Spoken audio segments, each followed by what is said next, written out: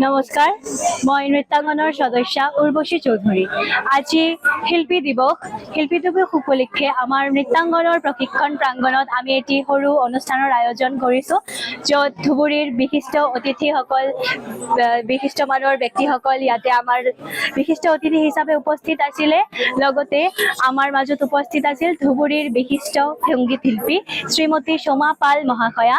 তেখেতৰ সংগীতৰ জৰিয়তে আজিৰ আমাৰ অনুষ্ঠানৰ শুভাৰম্ভ হৈছিলে।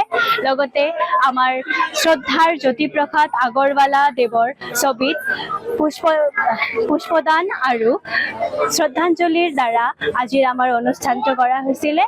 আৰু লগতে আমাৰ নৃত্যাংগনৰ শিল্পীবৃন্দই ইয়াতে অনুষ্ঠানত ভাগ লৈছিলে। তেখেতে নৃত্য পৰিৱেশনা কৰিছিলে, এগৰাকী ছাত্ৰীয়ে কবিতা আবৃত্তিও কৰিছিল।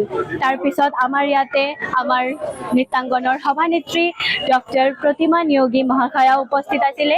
তেখেতে উদ্দেশ্য ব্যাখ্যা কৰিছে আৰু উদ্দেশ্য ব্যাখ্যাত আজিৰ শিল্পী দিৱস উপলক্ষে তেখেতে বহুত আমাক কথা জানিবলৈ দিছে। এই অনুষ্ঠানৰ আজিৰ দিনটো যে শিল্পী দিৱস হিচাপে কিয় পালন কৰা হয়, কিহৰ কাৰণে পালন কৰা হৈছে, গোটেই অসমত সমগ্ৰ অসম জুৰি আজি শিল্পী দিৱস পালন কৰা হৈ আছে, সেই বিষয়েও আমাক বহুতখিনি তথ্য জানিবলৈ দিছে।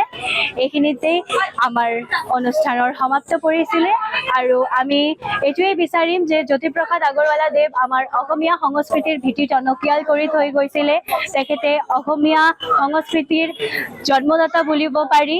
তেখেতৰ যি গীতবোৰ ৰচনা কৰিছে সেইবোৰক আমি এতিয়া জ্যোতি সংগীত নামেৰে চিনি পাওঁ, যিবোৰত বহুতে এতিয়া গান গায়, তাৰপিছত নৃত্য পৰিৱেশনা কৰা হয়।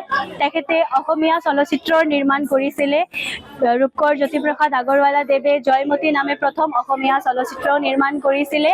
তেখেতে অসমীয়া সংস্কৃতিত যি নতুন যুগৰ সূচনা কৰি থৈ গৈছে সেয়া সদায় স্মৰণীয়। তেখেতক আমি স্মৰণ কৰি আজিৰ এই তেখেতৰ মৃত্যুবাৰ্ষিকীৰ দিনটো শিল্পী দিৱস হিচাপে পালন কৰিছোঁ। ধন্যবাদ।